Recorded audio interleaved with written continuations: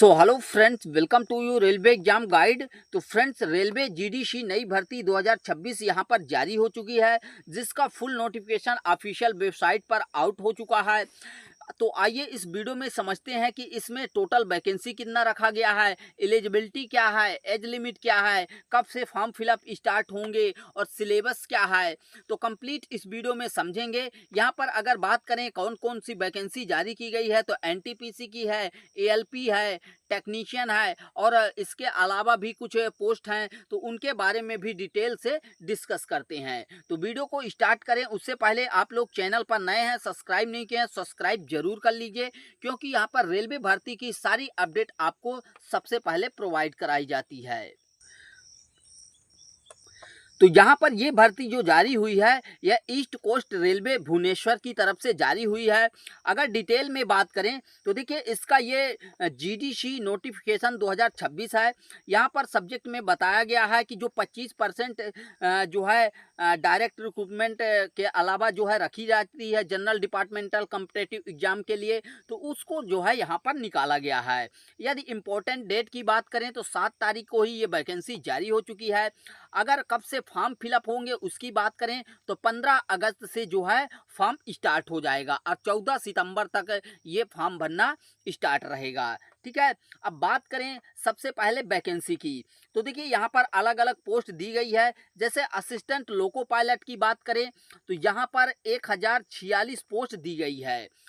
आगे बात करेंगे कि कौन कौन अप्लाई कर सकता है डिटेल में। ठीक है, तो इसको जो है कैटेगरी वाइज डिवाइड किया गया है। 250 सीट ओबीसी के लिए आरक्षित है, एसटी के लिए 104, एससी के लिए 197 और यहाँ पर यूआर के लिए 195 रखा गया है।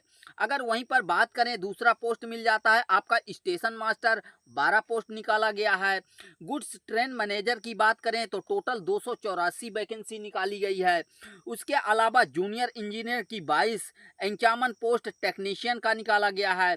जूनियर क्लर्क कम टाइपिस्ट की बात करें तो 4 पोस्ट और 2 post commercial clerk cum ticket collector का, यानी यहाँ पर टोटल वैकेंसी की बात करें तो 1421 वैकेंसी को निकाला गया है। लेकिन ध्यान रखिएगा, ये जो वैकेंसी है ये ईस्ट कोस्ट रेलवे के अंतर्गत जो कर्मचारी कर रहे हैं उनके लिए है। ये डिपार्टमेंटल वैकेंसी है। जो कर्मचारी हैं, कार्यरत हैं ईस्ट कोस्ट रेलवे भुवनेश्वर में, वही इसको इस फॉर्म को भर सकते हैं। दूसरे जोन वाले जो है इस फॉर्म को नहीं भर सकते हैं। अगर डिटेल में एग्जाम की बात करें तो यहाँ पर जो है आपका एक ही स्टेज में एग्जाम होने वाला है सभी वैकेंसी का। यहाँ पर जो कि सीबीटी रहेगा, उसके बाद जिसमें जो है टाइपिंग स्किल टेस्ट चाहिए उसमें रहेगा, एप्टीट्यूड टेस्ट यानी जो साइको जिसमें है उसमें साइको रहेगा। उसके बाद आपका डीबी एंड मेडिकल होगा।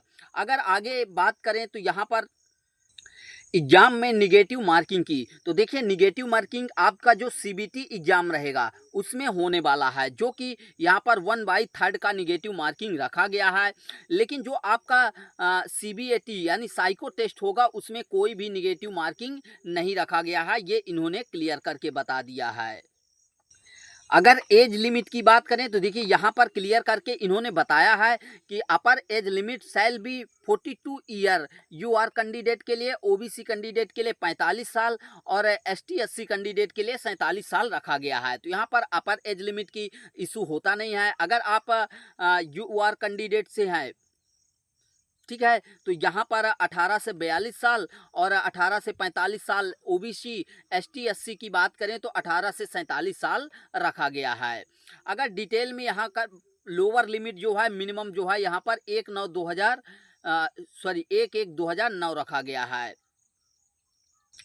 लेकिन ध्यान रखिएगा कि जो है एसटी एससी ओबीसी एनसीएल के अलावा जो relaxation no age relaxation is allowed ST SC non creamy layer candidate applying against unreserve vacancy, यानी जो आप यूआर में भरते हैं तो आपको जो है कैटेगरी का लाभ यहाँ पर नहीं मिलने वाला है, ये इन्होंने बताया है।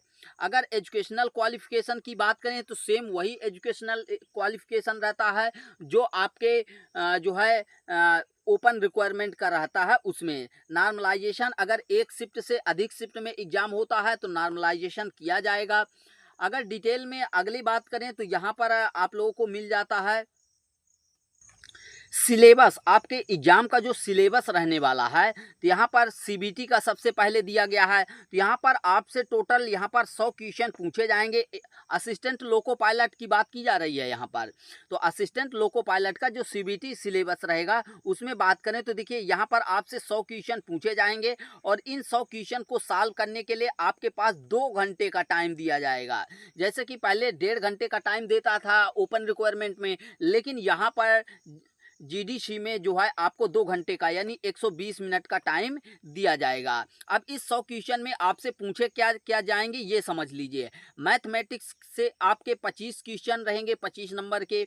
25 क्वेश्चन आपके जनरल इंटेलिजेंस एंड रीजनिंग से रहने वाले हैं। 25 क्वेश्चन 25 नंबर के, जितने क्वेश्चन उतने नंबर के। 25 नंबर के क्वेश्चन आप से जो है basic science and engineering drawing से रहेगा। और 25 नंबर का जो क्वेश्चन रहेगा 25 क्वेश्चन वो आपके ट्रेड से, जैसे कोई इलेक्ट्रीशियन से भर रहा है, कोई फिटर से भर रहा है, कोई टर्नर से भर रहा है, तो वो क्या है कि जिस ट्रेड से फॉर्म भरते हैं तो उसी ट्रेड को सेलेक्ट करते हैं, तो उसी ट्रेड से जो है क्वेश्चन पूछे जाएंगे। तो यहाँ पर एक ही सीबीटी में ये इतने क्वेश्चन आपके पूछे जाएंगे। यहाँ पर अलग से आपका part A and part B नहीं होता है। यहाँ पर ना स्क्रीनिंग होता है, डायरेक्ट 1 सीबीटी होता है 100 क्वेश्चन का, और इसी के आधार पर आपको साइको के लिए बुलाया जाएगा।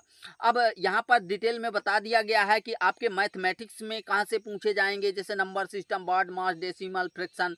सिलेबस वही रहता है जो मैथमेटिक्स है, general science and engineering, basic science and engineering drawing, और ट्रेड स्पेसिफिक जो है जो 15 ट्रेड एलिजिबल रहते हैं तो उनका दिया गया है। तो यहाँ पर बता दिया गया है कि कौन कौन से डिपार्टमेंट में कौन कौन जो है यहाँ पर सेलेक्ट कर सकते हैं। अब यहीं पर बात करें एप्टीट्यूड टेस्ट की, तो उसके लिए भी यहाँ पर डिटेल में बताया गया है कि क्या कैसे आपका कंडक्ट किया जाएगा। यहाँ पर टी स्कोर वगैरह के लिए बताया गया है कि 42 मार्क जो है ईच बैटरी टेस्ट में आपको लाना होगा। अब बात करें स्टेशन मास्टर की, तो स्टेशन मास्टर का यहाँ पर 90 मिनट टाइम दिया जाएगा। टोटल क्वेश्चन आपको जो है यहाँ पर 120 रहेंगे, जैसे 50 जनरल अवेयरनेस, 35 मैथमेटिक्स और 35 रीजनिंग से क्वेश्चन पूछे जाएंगे। वहीं पर आगे बात करें तो सिलेबस वही सेम है। अगले स्टेप में आ जाता है गुड्स ट्रेन मैनेजर, तो यहाँ पर भी सेम सिलेबस आपका रहेगा। 50 question general awareness, 35 mathematics, 35 reasoning से रहेंगे, 120 क्वेश्चन और 90 मिनट का टाइम दिया जाएगा। जूनियर इंजीनियर की बात करें तो यहाँ पर आपके अलग अलग पार्ट में डिवाइड किया गया है। जनरल अवेयरनेस के 15 क्वेश्चन 15 नंबर के, फिजिक्स से 15, बेसिक आप कंप्यूटर एंड एप्लीकेशन से 10 इन्वायरमेंट एंड पोल्यूशन कंट्रोल यानी पर्यावरण से, टोटल जो है टेक्निकल एबिलिटी से जो है 100 क्वेश्चन पूछे जाएंगे। तो यहाँ पर टोटल बता दिया गया कहाँ कहाँ से आपके क्वेश्चन पूछे जाएंगे, हर जो है सिलेबस का दिया गया है। जैसे यहाँ पर मिल जाता है जूनियर क्लर्क कम टाइपिस्ट का, तो वही जो आपका मिल जाता है 50 general awareness, 35 math, 35 reasoning, total 120 question और यहाँ पर 90 मिनट का टाइम। अब यहाँ पर बता दिया गया है कि कौन कौन से पोस्ट के लिए कितने स्टेज में आपका एग्जाम होगा। जैसे असिस्टेंट लोको पायलट की बात करें तो पहले आपका जो है सीबीटी एग्जाम होगा, फिर उसके बाद साइको यानी सीबीएटी एग्जाम होगा, फिर स्टेशन मास्टर का सीबीटी और साइको होगा, गुड्स ट्रेन मैनेजर का केवल सीबीटी एग्जाम रहेगा, जूनियर इंजीनियर का, टेक्नीशियन ग्रेड 3 का, इन सभी का जो है केवल सीबीटी एग्जाम रहने वाला है इन 3 ट्रेड। अगर जूनियर कम क्लर्क कम टाइपिस्ट की बात करें तो इसका सीबीटी होगा, फिर सीबीटीएसटी यानी computer based typing skill test होगा। Commercial clerk cum ticket collector की बात करें तो यहाँ पर सीबीटी एग्जाम बस होगा। तो यही डिटेल दिया गया है। अब यहाँ पर नीचे मिल जाता है सभी पोस्ट का जो है कौन कौन से डिवीज़न में दिया गया, डिवीज़न वाइज दे दिया गया है। तो आप जो है फॉर्म भरते समय देख सकते हैं। जैसे असिस्टेंट लोको पायलट इलेक्ट्रिकल की बात करें तो इसमें जो पोस्ट निकाली गई है तो देखिए एसबीपी में दिया गया है, डब्ल्यूएटी और यहाँ पर क्यूआर, तीनों में जो है दिया गया है अलग अलग पोस्ट। तो आप अपने घर के नियरेस्ट के हिसाब से जो है अपनी सूटेबिलिटी के हिसाब से जो है देख सकते हैं। तो इसका हर पोस्ट का जो है डिटेल दिया गया है कि फिटर वालों का, टेक्नीशियन, वेल्डर का, सबका अलग अलग दे दिया गया है। यहाँ पर सिलेबस भी अलग से दिया गया है, मतलब एजुकेशनल क्वालिफिकेशन जैसे असिस्टेंट लोको पायलट में आपके पास 10वीं होना चाहिए और 10वीं के साथ 15 ट्रेड जो होते हैं ITI के वो दिए गए हैं। जैसे यहाँ पर मिल जाता है आपका NCVT या SCVT कहीं से भी चलेगा। वाइंडर हो गया, electrician, electronic mechanic, fitter, heat engine, instrument mechanic, machinist, mechanic diesel, motor mechanic, vehicle, millwright. तो ऐसे करके जो है 15 ट्रेड दिए गए हैं। या फिर उसके पास 10वीं के साथ जो है आपके पास जो है क्या होना चाहिए, डिप्लोमा या फिर डिग्री होना चाहिए। तो इसी तरीके से सभी ट्रेड का जो है मतलब सभी पोस्ट का दिया गया है अलग से कि क्या क्या आपके पास होना चाहिए एलिजिबिलिटी में। और सभी में मेडिकल स्टैंडर्ड भी बता दिया गया है। जैसे असिस्टेंट लोको पायलट में A1 जो है कैटेगरी का लगता है, स्टेशन मास्टर में A2 का, फिर गुड्स ट्रेन मैनेजर में A2 का लगता है मेडिकल स्टैंडर्ड। फिर जो JEE वगैरह होते हैं तो A3 का लगता है। JEE सिविल P&W की बात करें तो A3 लगता है। फिर JEE सिविल वर्क का जो है B1 यहाँ पर कैटेगरी का लगता है। JEE सिविल ब्रिज जो होता है तो इसका A3 का। JEE civil design driving estimator का C1 भी चलेगा। टेक्नीशियन थर्ड का SNT इलेक्ट्रिकल का टेलीकॉम का B1 भी चलेगा। तो यहाँ पर अलग हर पोस्ट का जो है अलग अलग दिया गया है। तो आप लोग अपने पोस्ट के अकॉर्डिंग जो है देख सकते हैं। सभी पोस्ट का डिटेल दिया गया है। उसके बाद जो है कौन कैसे फॉर्म बनना है, किस फॉर्मेट में आपका कास्ट सर्टिफिकेट होना चाहिए, तो यही सब यहाँ पर डिटेल में दिया गया है। तो आई होप आपको सब कुछ समझ में आ गया होगा इस वीडियो के माध्यम से। अभी भी कोई आपका इस वैकेंसी से रिलेटेड कोई क्वेश्चन है तो आप लोग हमें जो है कमेंट करके बता सकते हैं, उसका रिप्लाई ज़रूर मिलेगा। तो मिलते हैं नेक्स्ट वीडियो में। Thanks for watching and bye bye.